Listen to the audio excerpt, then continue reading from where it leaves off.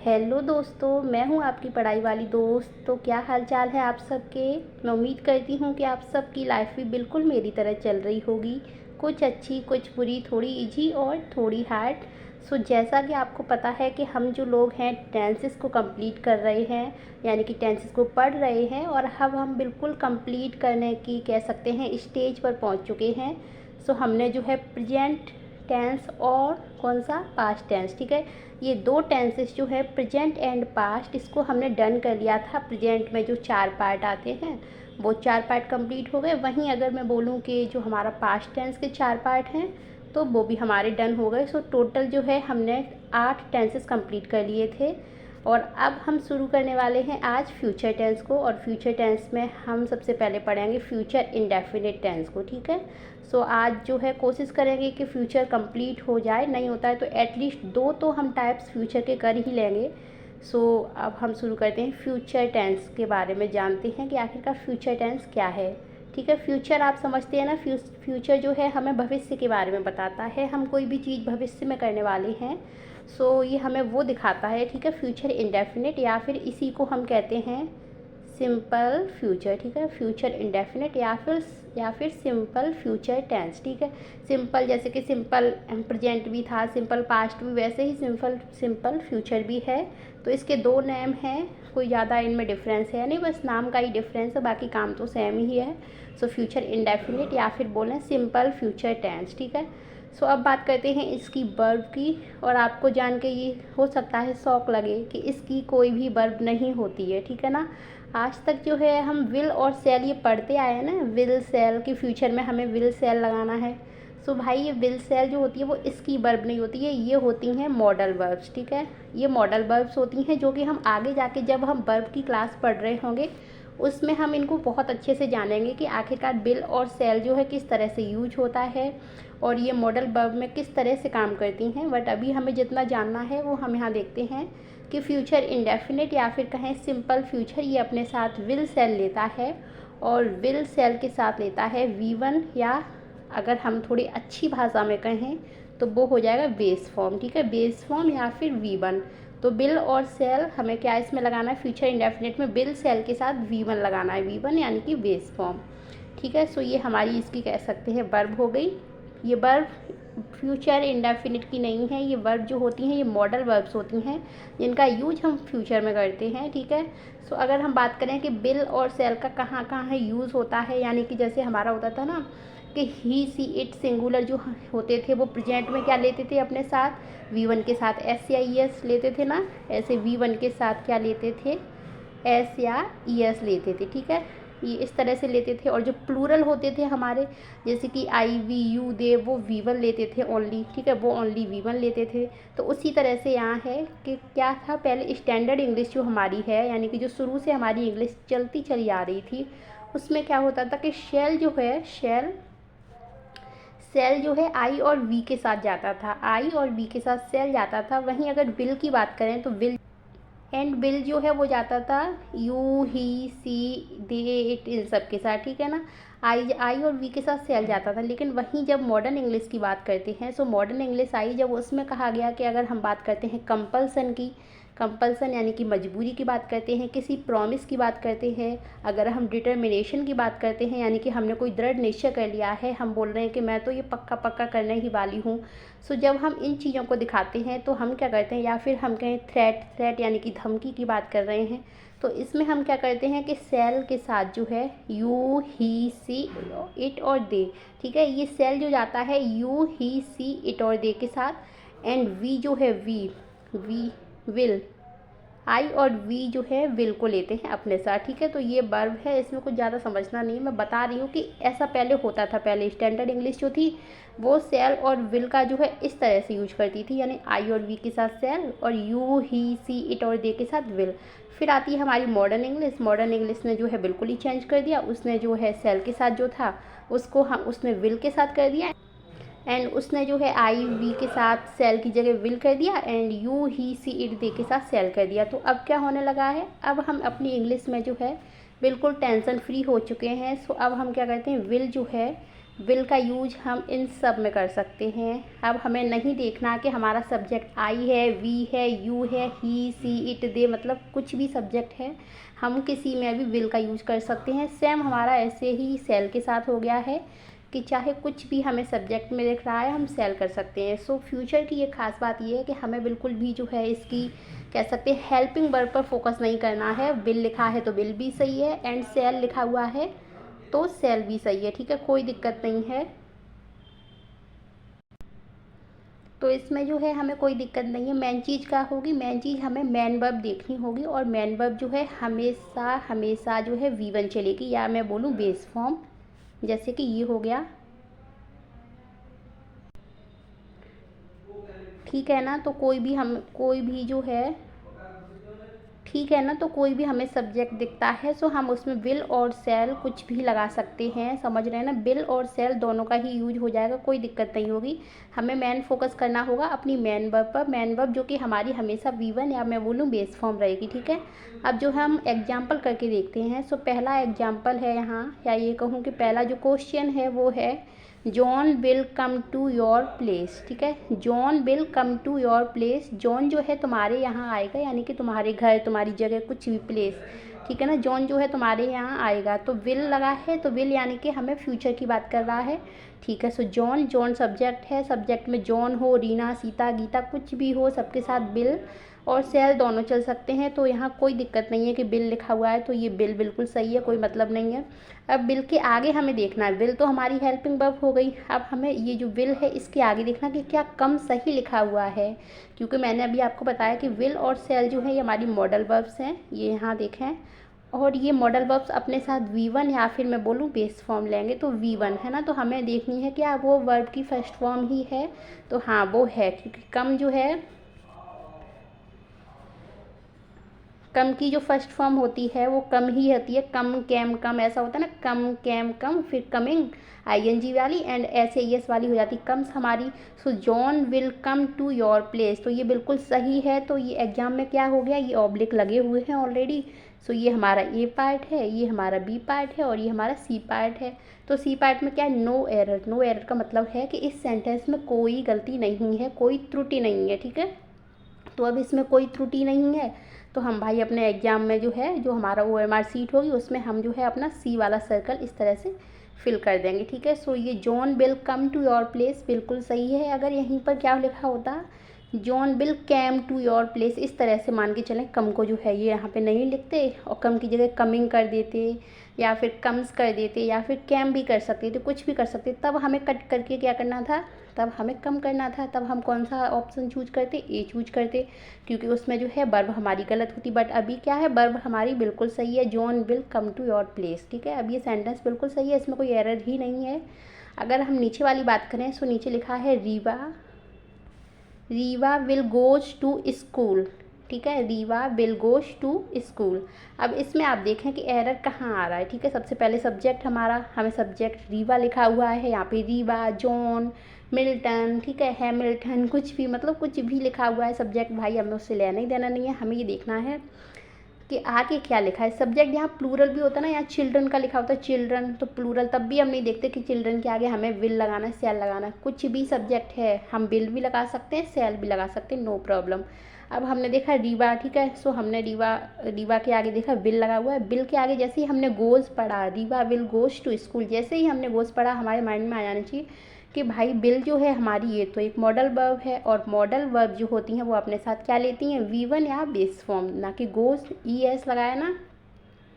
तो ये E और S वाली, जो ES लगाया गो में, तो ES वाली कौन सी फॉर्म हो गई, याद है आपको ये कौन सी फॉर्म हो गई, V1 V2 V3 V4 V5, ये 5 हमारी फॉर्म होती हैं। तो ये जो है गोज, ये हमारी हो गई V5। तो हमें यहाँ चाहिए V1 और इसने लगा दिया है V5, तो हम क्या करेंगे, ये जो V5 है यानी कि गोज, इसको कट करके हम यहाँ पे कर देंगे गो, ठीक है। सो ये हो जाएगा Riva will go to school. अब बिल्कुल ये सही हो जाएगा, Riva will go to school, ठीक है। सो यहाँ पे गोज़ ना होके गो हो जाएगा और ये हमारा हो जाता है क्या, फ्यूचर इंडेफिनिट टेंस ख़त्म। ठीक है, इसमें 2 ही एग्जाम्पल मैं आपको करा रही हूँ क्योंकि इसमें कुछ ज़्यादा है ही नहीं। हमें क्या देखना है, हमें देखना है सिर्फ़ और सिर्फ अपना ये V1 या मैं बोलूँ बेस फॉर्म, बस। इस सेंटेंस में कुछ नहीं देखना हो, इस टेंस में कुछ नहीं देखना होता है। विल सेल कहीं भी आ सकता है, नो प्रॉब्लम। ठीक है, कोई दिक्कत परेशानी वाली बात नहीं है, सिर्फ V1 पे फोकस करना है जब भी फ्यूचर इंडेफिनिट की बात आ रही है। सो विल सेल के साथ ऑलवेज जो है V1 चलता है क्योंकि विल और सेल हमारी मॉडल वर्ब्स होती हैं और मॉडल वर्ब्स होती हैं जितनी भी और भी हैं, कुड होता है, ऑट टू वगैरह, शुड वगैरह, जो मैं आगे पढ़ाऊँगी, शुड, ऑट टू, कुड, है ना, ऐसे कैन, ये हमारी मॉडल वर्ब होती हैं। ये अपने साथ हमेशा जो है V1 ही लेती हैं। तो इसमें सिर्फ V1 ही चेक करना है। अब कोई मतलब नहीं है कि भाई सब्जेक्ट हमारा प्लूरल लिखा हुआ है या सिंगुलर लिखा हुआ है, नो प्रॉब्लम, सब में विल सेल कुछ भी लगा सकते हैं। ठीक है, तो बस इतना ही फोकस करना है। सो पहला जो सेंटेंस था वो हमारा ऑलरेडी सही था कि John will come to your place. दूसरा लिखा है रीवा विल गोज, तो रीवा विल गोज नहीं, Riva will go to school. ठीक है, ये हमारा हो गया फ्यूचर इंडेफिनिट। अब बात करते हैं फ्यूचर कॉन्टिन्यूअस टेंस की। ठीक है ना, फ्यूचर कॉन्टिन्यूअस टेंस की अब बात करते हैं। अब सबसे पहले फ्यूचर इंडेफिनिट से थोड़ा माइंड में रखें कि फ्यूचर की बात हो रही है तो विल सेल तो हमें दिखेगा ही दिखेगा। एंड एक खास बात क्या है कि विल सेल के बाद हमें हमेशा V1 या मैं बोलूँ बेस फॉर्म तो चाहिए ही चाहिए है। ठीक है, अभी ऊपर जो V है ना, इस पर फोकस मत करना, मैं जो बता रही हूँ उस पर करना कि फ्यूचर है तो फ्यूचर आते ही माइंड में देख लो कि भाई विल सेल के साथ V1। ठीक है ना, विल सेल के साथ V1, इतना तो हमें कन्फर्म चाहिए ही चाहिए है। अब आता है कॉन्टीन्यूअस, तो कॉन्टीन्यूअस के लिए फिर वही वर्ब की फर्स्ट फॉर्म में हमें ING लगानी है कि कॉन्टीन्यूअस है तो ING है। ठीक है, बिना ING के कोई भी कॉन्टीन्यूअस वाला जो टेंस है वो बन ही नहीं सकता, तो वर्ब की फर्स्ट फॉर्म में ING ये भी डेफिनेटली लगाना है हमें। सो हमने देखा कि हमें भाई विल सेल के साथ V1 भी चाहिए और कॉन्टीन्यूअस है तो इसलिए हमें ING भी चाहिए। अब हम ऐसा तो नहीं कर सकते कि एक ही जो वर्ब है हमारी उसका हम V1 भी कर दें और उसका जब हमें आगे ING चाहिए कॉन्टीन्यूअस तो हम जो है वर्ब की फर्स्ट फॉर्म में ING भी लगा दें, तो ये तो नहीं कर सकते। ये तो हम काफ़ी पहले से करते आ रहे हैं। ठीक है ना, ये अब बहुत ज़्यादा इजी हो गया आपके लिए क्योंकि हमने जो है प्रेजेंट कॉन्टीन्यूअस में भी पढ़ा था, फिर प्रेजेंट परफेक्ट कॉन्टीन्यूअस में भी इस बात का जिक्र किया था। अगर हम बात करें पास्ट कॉन्टीन्यूअस की तो उसमें भी हमने देखा था, एंड पास्ट परफेक्ट कॉन्टीन्यूअस की बात करें तो उसमें भी हमने देखा था। ठीक है, हमने ये सब में देख चुके हैं कि जहाँ भी कॉन्टीन्यूअस की बात आती है, कॉन्टीन्यूअस यानी कि निरंतर कोई चीज़ हो रही है, तो हम उसमें जो है वर्ब की फर्स्ट फॉर्म में ING लगाते ही लगाते हैं। ठीक है, तो वही यहाँ पे है कि हमें अब V1 भी चाहिए और हमें क्या चाहिए, ING भी, तो ING तो हम लगाएंगे ही। अब V1 में हम फिर फंस रहे हैं क्योंकि विल सेल हमेशा अपने साथ V1 या मैं बोलूँ बेस फॉर्म लेता ही है। अब हमें बेस फॉर्म चाहिए यानी कि V1 चाहिए, तो V1 हम मतलब ऐसी कौन सी वर्ब है जिसका हम यूज़ करते हैं जब भी हम फंसते हैं तो सिर्फ और सिर्फ उस वर्ब का सहारा लेते हैं। वो कौन सी वर्ब है, वो है हमारी बी। ठीक है, ये भी हम शुरुआत से करते चले आए हैं तो अब हमें इसमें ज़्यादा जो है सोचने की ज़रूरत नहीं है। सो वी का लेते हैं अब बी की बेस फॉर्म, या फिर कहूँ V1 जो होती है वो बी ही होती है। ठीक है, जैसे हमें अभी पिछले मैं बताऊँगी, हमने प्रेजेंट परफेक्ट कॉन्टीन्यूअस में जब पढ़ा था या फिर पास्ट परफेक्ट कॉन्टीन्यूअस में, तो हमें बी की थर्ड फॉर्म चाहिए होती थी तो हम क्या कर लेते थे, बी की थर्ड फॉर्म चाहिए होती थी तो हम वीन कर लेते थे, है ना, बीन। उसी तरह से यहाँ हमें बी की फर्स्ट फॉर्म चाहिए तो हम उसका वी ही रखेंगे। सो ये क्या हो जाएगा हमारा फ्यूचर कॉन्टीन्यूअस की अगर बात करें तो वो है विल सेल के साथ बी प्लस वर्ब की फर्स्ट फॉर्म में ING। ठीक है, क्यों विल सेल के साथ वी क्यों आ रहा, क्योंकि फ्यूचर है तो फ्यूचर में हमें विल सेल के साथ V1 तो चाहिए। अब V1 हम एक ही वर्ब की V1 और उसी की ING नहीं लगा सकते, सो हमें ING तो लगानी है उस वर्ब की जो भी हमारी क्रिया हो रही होगी, मेन वर्ब, उसकी ING तो चाहिए। लेकिन हमें जो है विल सेल के साथ जब हमें बेस फॉर्म चाहिए तो वहाँ हमारा जो है हेल्प कौन कर रहा है, वहाँ हमारी हेल्प करेगा बी। ठीक है, तो ये हो गया। फिर हम देखते हैं कुछ एग्जाम्पल्स, कुछ भी नहीं है इसमें। ठीक है ना, फ्यूचर इंडेफिनिट जैसे था विल सेल के साथ V1, वैसे ही इसमें हो गया कि विल सेल के साथ जो है क्या हो गया बी, उसके बाद क्या है वर्ब की फर्स्ट फॉर्म में ING। फिर जो है हम एग्जाम्पल देखते हैं, Seema will be owning this house. अब ये तो इतनी बार कर चुके हैं ना, अभी हम आई थिंक 4 बार कर चुके हैं। हाँ, present continuous, present perfect continuous, past continuous, past perfect continuous, 4 बार हम ये जो है वर्ब है हमारी स्टेटिव वर्ब, जो कि मैंने बताया ये अपनी ING, ये अपने साथ ING नहीं लेती यानी कि ये कॉन्टीन्यूअस में नहीं चलती हैं, तो ये हम कई दफ़ा कर चुके हैं, 4 बार तो हो ही गया हमारा। अभी हम 5वीं बार सीख रहे हैं कि Seema will be owning this house. अब इसका क्या हो रहा है कि सीमा जो है इस घर पर सीमा का अधिकार हो रहा होगा, ये ऐसे जा रहा है। अब आप बताएं सीमा का अधिकार हो रहा होगा या फिर ऑलरेडी सीमा का किसी घर पर अधिकार है ना। सीमा अब किसी का अधिकार हो रहा होगा तो हम ये तो नहीं कहेंगे, हम ये कहेंगे हाँ सीमा ये घर खरीदेगी या कुछ भी इस तरह से, ये तो नहीं कहेंगे इसका अधिकार हो रहा होगा, है ना। तो Seema will be owning this house. अब ऑन क्या है हमारी, ऑन हमारी पोजेशन दिखाती है, एक ऐसी क्रिया है जो पोजेशन दिखाती है, यानी कि किसी चीज़ पे हमारा अधिकार है तो है, ठीक है। सो अब अभी हम क्या पढ़ रहे हैं, हम पढ़ रहे हैं फ्यूचर कॉन्टिन्यूअस। अब वही वर्ब से हम आ गई कि हमारी ये स्टेटिव वर्ब है, अब ये इसमें गलत है, ठीक है, फ्यूचर कॉन्टिन्यूअस में गलत है। अब हम इसको सही करने कहाँ जाएंगे, इसके पीछे वाले में, यानी कि फ्यूचर इंडेफिनिट में। ये हमने हर जगह पढ़ लिया, जैसे प्रेजेंट कॉन्टिन्यूअस में गलत होता तो हम कहाँ सही करते थे, प्रेजेंट इंडेफिनिट में, बिल्कुल पीछे वाले में। तो यहाँ भी हम वही सेम हो रहा है कि इसका मतलब हो रहा है कि सीमा का अधिकार जो है इस घर पर हो रहा होगा, जबकि हमें सेंटेंस का स्ट्रक्चर सही करना है, क्योंकि ऑन जो है ऑन पोजेशन दिखा रहा है। अब पोजेशन में जो है हम आईएनजी नहीं लगाएंगे, तो सबसे पहले ऑनिंग तो कट हो ही जाएगा। अब हम क्या देखेंगे, सीमा बिल, क्योंकि हम जाएंगे फ्यूचर इंडेफिनिट। फ्यूचर इंडेफिनिट में क्या होता है, बिल सेल के साथ V1। अब V1 हमें किसकी चाहिए, वी की नहीं चाहिए, वी भी जाएगा, क्यों, क्योंकि हमें पोजेशन दिखा रहा है ऑन, तो हमें ऑन की V1 चाहिए, ठीक है ना, उसका अधिकार है उस पर। तो ऑन की V1 क्या होती है, वो ऑन ही होती है, OWN, ठीक है। तो ये सेंटेंस अब ऐसे सही होगा कि Seema will own this house. सीमा पर जो है इस घर पर जो है सीमा का अधिकार होगा, ठीक है ना। अगर वो कोई घर खरीद रही होगी ना तो हम यही कहेंगे कल जो है इस पे इसका अधिकार होने वाला है, इसका अधिकार होगा। तो सीमा का अधिकार इस घर पर होगा, तो यहाँ पर क्या हो जाएगा, बी ऑनिंग कट होके OWN, ठीक है, ऑन हो जाएगा। सीमा विल ऑन दिस हाउस, इतना ठीक है, समझ रहे हैं ना। क्योंकि फ्यूचर कॉन्टिन्यूअस में ये टेंस गलत है। क्यों टेंस गलत है, क्योंकि ऑनिंग नहीं हो सकता, ऑन हमारी पोजेशन वर्ब है, ये अपने साथ आईएनजी नहीं लेगी। इसको ठीक करने के लिए हम पीछे जाएंगे। जब हम पीछे जाएंगे तो हमें विल सेल के साथ V1 चाहिए, जो कि विल सेल हमारा ये, यानी कि विल लगा हुआ है और V1 हमारी ऑन हो गई।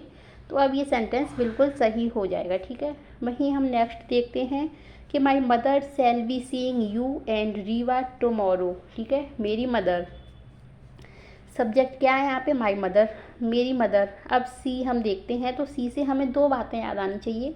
एक सी होता है हमारा सेंस ऑर्गन वाला, जो कि हम अपनी आँखों से कोई चीज़ देखते हैं वो, और एक सी होता है मिलने वाला, टू मीट, है ना, टू मीट, किसी से मिलने जा रहे हैं, तो एक वो सी हो गया और एक हो गया कौन सा, आँखों से देखने वाला। अब आप बताएं कि सी जो है हम सीइंग किस में कर सकते हैं, आईएनजी, जैसे कि यहाँ पे आईएनजी लगा हुआ है, तो ये आईएनजी हम कहाँ लगा सकते हैं, मिलने वाले में आईएनजी लगा सकते हैं या फिर हम देखने वाले में आईएनजी।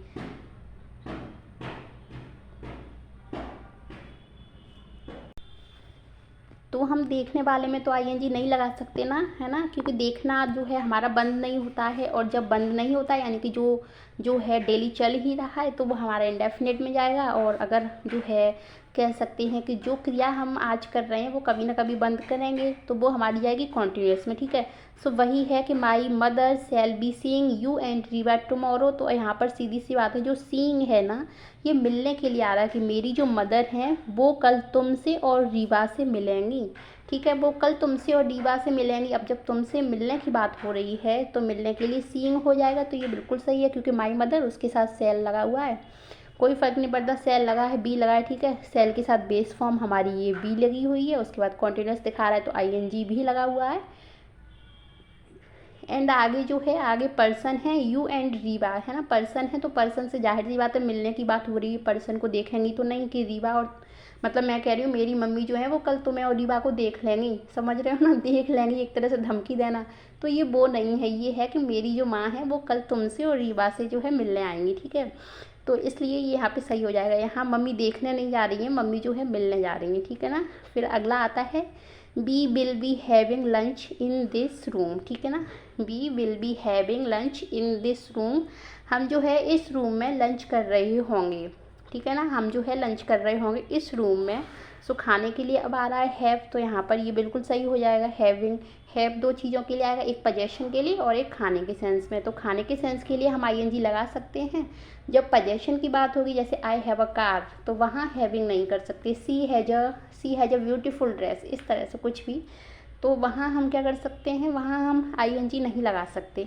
लेकिन जब हमारा ये इधर खाने के सेंस में आ रहा है ना, सो लंच आगे है ना, so we will be having lunch in this room, तो ये भी सेंटेंस बिल्कुल सही हो जाएगा। अगर हम इसकी हेल्पिंग वर्ब वगैरह की बात करें, सो बी उसके आगे विल लगा हुआ है। बिल से हमें समझ रहा है, बिल वी से हमें समझ में आ रहा है कि फ्यूचर की बात हो रही है, ठीक है। फ्यूचर में बिल के साथ क्या आ जाएगा, बेस फॉर्म। बेस फॉर्म के लिए हम बी का यूज कर रहे हैं यहाँ पर। आगे आ रहा है हैविंग, तो हम समझेंगे ओके ये कॉन्टिन्यूस भी है, यानी कि फ्यूचर कॉन्टिन्यूस की बात हो रही है, ठीक है ना। फ्यूचर कॉन्टिन्यूस की बात हो रही है। आगे पूरा सेंटेंस हमारा ये लंच इन दिस रूम वगैरह ये सब हमारा ऑब्जेक्ट में चला जाएगा, तो ये सेंटेंस भी जो है बिल्कुल सही हो जाएगा।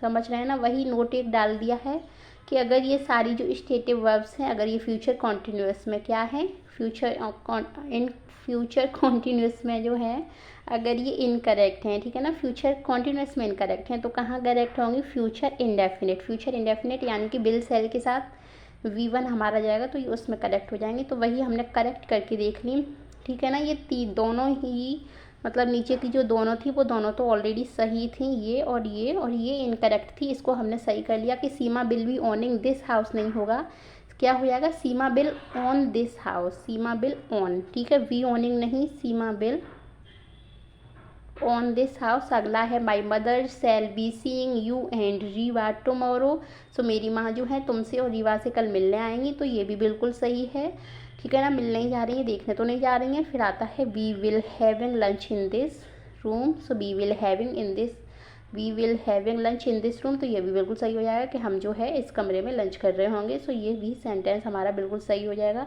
तो ये हमारा फ्यूचर इंडेफिनिट, ठीक है ना, एक एक पेज का ही है और इसमें कुछ है नहीं। आगे जो भी एग्जाम्पल्स है ना, वो सब हम एक लास्ट पूरी क्लास एक रखेंगे जिसमें हमारा पूरा प्रेजेंट से लेके फ्यूचर तक का होगा, उसमें सब हमने क्वेश्चंस रखे हुए होंगे, तो वहाँ हम प्रैक्टिस करेंगे। इसमें अभी हमें इतना ही पढ़ने के लिए जानना है कि फ्यूचर हमारा इंडेफिनिट है, तो इसमें क्या है, विल सेल के साथ V1 या मैं बोलूँ बेस फॉर्म, ठीक है, कोई फ़र्क नहीं पड़ता विल लगा है सेल लगा है, कौन सा सब्जेक्ट है क्या नहीं है, कुछ भी लगा है, बस हमें मेन फोकस इस पे करना है, किस पे, V1, ये V1 यानी कि बेस फॉर्म। तो ये हमारा फ्यूचर इंडेफिनिट। वहीं अगर बात करें फ्यूचर कॉन्टिन्यूस की, तो फ्यूचर कॉन्टिन्यूस में क्या आ जाएगा, बिल सेल के साथ बी और फिर वर्ब की फर्स्ट फॉर्म में आईएनजी, क्योंकि कॉन्टिन्यूस है तो आईएनजी तो चाहिए ही चाहिए है। और बी क्यों चाहिए है, क्योंकि विल सेल हमेशा अपने साथ बेस फॉर्म लेंगे। हम ऐसा नहीं कर सकते कि विल सेल हमने लगा दिया और उसके बाद जो है हम डायरेक्ट वर्ब की फर्स्ट फॉर्म में आईएनजी लगा दें कॉन्टिन्यूस दिखाने के लिए, तो हम ऐसा नहीं कर सकते। क्यों, क्योंकि हमें जो है ये हमारी मॉडल वर्ब है, इसके साथ हमें हमेशा V1 चाहिए ही चाहिए, समझ रहे हैं ना। V1 या मैं बोलूँ बेस फॉर्म, तो हमें ऐसी कौन सी वर्ब है जो हेल्प करेगी जब हमें दो वर्ब चाहिए होंगी, एक ही वर्ब, मतलब ये दो वर्ब चाहिए होंगी, यानी कि वर्ब की फर्स्ट फॉर्म या फिर बोलूँ थर्ड फॉर्म, कुछ भी चाहिए, उसके साथ आईएनजी जब कॉन्टिन्यूस में फंस रहे हैं ना, तो हमें हमेशा बी ही हेल्प करेगी, और यहाँ पे बी हेल्प कर रही है, और उसने बी ने जो है विल सेल के साथ आकर हमारा काम आसान कर दिया, ठीक है। सो विल सेल के साथ बी, फिर वर्ब की फर्स्ट फॉर्म में आईएनजी। तो ये हो गया हमारा आज फ्यूचर कॉन्टिन्यूस। अब हम जो है नेक्स्ट क्लास में फ्यूचर परफेक्ट और फ्यूचर परफेक्ट कॉन्टिन्यूस कर लेंगे, ठीक है ना। अब अगर मैं अभी पढ़ाऊँगी तो फिर ये वीडियो फिर 40-50 मिनट की हो जाएगी, ऑलरेडी 40-50 की सब पढ़ रही हैं। मैं खुद देख देख के बड़ी हैरान हूँ कि इतनी ज़्यादा हो जाती है लेंथी। जब पढ़ाते हैं ना, समझ खुद पढ़ते हैं तो इतना टाइम नहीं लगता, बट जब समझाते हैं ना तो सच में बहुत ज़्यादा टाइम लगता है। ऐसा लगता है कोई पॉइंट छूट ना जाए, तो उस चक्कर में बहुत ज़्यादा लंबी हो जाती है वीडियो। तो इसलिए मैंने सोचा आज हम ये दो ही टेंस जो है अपने करेंगे, फ्यूचर इंडेफिनिट और फ्यूचर कॉन्टिन्यूस, उसके बाद फ्यूचर परफेक्ट टेंस और फ्यूचर परफेक्ट कॉन्टिन्यूस टेंस। ये हमारे दो टेंस और बच गए हैं, ये हम कल की क्लास में करेंगे। देन जो है 1-2 दिन का ब्रेक लेंगे, और उसके बाद मंडे को, आई थिंक ऐसा सही रहेगा ना, 1-2 दिन का ब्रेक या फिर संडे या मंडे को हम जो है अपने क्वेश्चंस की प्रैक्टिस कर लेंगे। जो भी हमारे सारे क्वेश्चंस बना के मेरे पास जो रखे हुए हैं, पूरा प्रेजेंट से लेकर फ्यूचर तक का 25-30 क्वेश्चंस की हम वहाँ प्रैक्टिस कर लेंगे, तो उससे हमें समझ में आ जाएगा कि हाँ, जो हमने टेंसेस की जो 7-8 क्लासेस ली हैं, कि उसमें से हमें कितना आ रहा है, हम कितना कर पा रहे हैं, ठीक है। तो ये तो हम तभी जानेंगे जब हम अपनी प्रैक्टिस करेंगे। सो अभी हमारा फ्यूचर इंडेफिनिट हो गया, एंड फ्यूचर कॉन्टिन्यूस हो गया। ठीक है, तो आप तब तक जो है अपने आराम से नोट्स बनाइए और अब मैं मिलूँगी आपसे कल की क्लास में। तब तक के लिए बाय बाय, टेक केयर।